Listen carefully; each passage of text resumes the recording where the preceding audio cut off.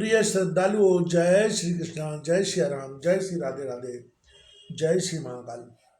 इस प्रवचन में आपको श्रवण कराएंगे विश्वामित्र की दक्षिणा चुकाने के लिए राजा हरिश्चंद्र का काशी गमन, रानी से बातचीत, विप्र के हाथ रानी और राजकुमार का विक्रय। राजा हरिश्चंद्र ने उत्तम व्रत का पालन करने वाले मुनिवर, मेरी प्रतिज्ञा है कि आपको बिना सुवर्ण दिए मैं भोजन नहीं करूंगा। आप विषाद न करें, मेरा जन्म सूर्यवंश में हुआ है। मैं एक क्षत्रिय नरेश हूँ। मनुष्यों की अभिलाषा पूर्ण करने वाला राजसु यज्ञ मेरे द्वारा संपन्न हो चुका है। स्वामी, दुष्यतम इच्छानुसार दान देकर फिर मैं नाही कैसे कर सकता हूँ। आपका ऋण चुकाना मेरे लिए परम कर्तव्य है। शांत रहिए, मैं आपको अविष्ट सुवर्ण अवश्य दूंगा। हाँ, जब तक मुझे धन न मिले तब तक कुछ समय के लिए आप कृपया प्रतीक्षा करें। विश्वामित्र बोले, राजन, फिर तुम्हें धन कहाँ से मिलेगा? राज्य हाथ से चला गया, खजानों पर तुम्हारा अधिकार रहा नहीं, अर्थ उपार्जन करने की साधन भूत सेना तुम्हारे पास रही नहीं। राजन, अब तुम्हें धन की आशा करना बिल्कुल व्यर्थ है। मैं क्या करूं? तुम निर्धन व्यक्ति को धन के लोभ से मैं पीड़ित भी कैसे करूं? अतएव राजन, कह दो अब मैं नहीं दे सकूंगा, तब मैं धन पाने की अपनी बड़ी आशा छोड़कर चला जाऊंगा। राजेंद्र, मेरे पास सोना नहीं है, आपको क्या दूं? यूं कहकर स्त्री और पुत्र के साथ अब तुम्हें इच्छानुसार चले जाना चाहिए। व्यास जी कहते हैं, राजन महाराज हरिश्चंद्र ने विश्वामित्र मुनि की यह बात सुनकर उत्तर दिया, ब्रह्मन, आप धैर्य रखें, मैं आपको धन अवश्य दूंगा। दुर्जर, मेरे पास और कुछ भी नहीं बचा है, यह सत्य है, परंतु स्त्री का और पुत्र का पवित्र शरीर तो अभी शेष है।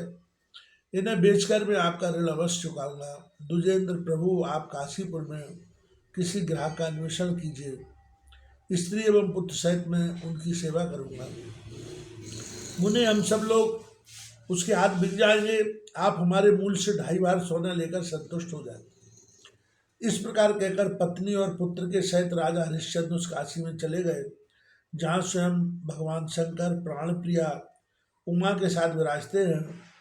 मन में आह्लाद उत्पन्न करने वाली उस दिव्य पुरी को देखकर राजा ने कहा, यह पुरी बड़ी ही दैदीप्यमान है, इसके दर्शन पाकर मैं कृतार्थ हो गया। फिर वे गंगा के तट पर गए, स्नान और देवताओं का तर्पण किया। देवार्चन विधि संपन्न करके वे चारों ओर घूमकर देखने लगे। उस दिव्य काशीपुर में जाने पर राजा ने सोचा, यह पुरी त्रिशूलधारी भगवान शंकर की संपत्ति है। दुख से अधीर होकर अत्यंत घबराए हुए राजा हरिश्चंद्र पैदल ही चलकर नगर में प्रविष्ट हुए। रानी साथ थी। काशीपुरी में प्रवेश हो जाने पर महाराज का मन कुछ आश्वस्त सा हो गया। इतने में दक्षिणा पाने की अभिलाषा रखने वाले मुनिवर विश्वामित्र सामने उपस्थित हो गए।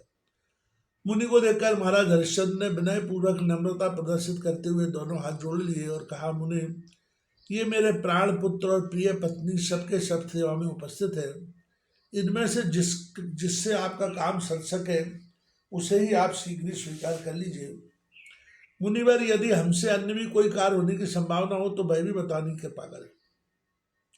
विश्वामित्र बोले, राजन, तुम्हारा कल्याण हो। आज महीना पूरा हो रहा है। तुम्हें यदि अपनी प्रतिज्ञा याद हो तो प्रतिश्रुति दक्षिणा देने का अभी प्रयास करो। राजा ने कहा,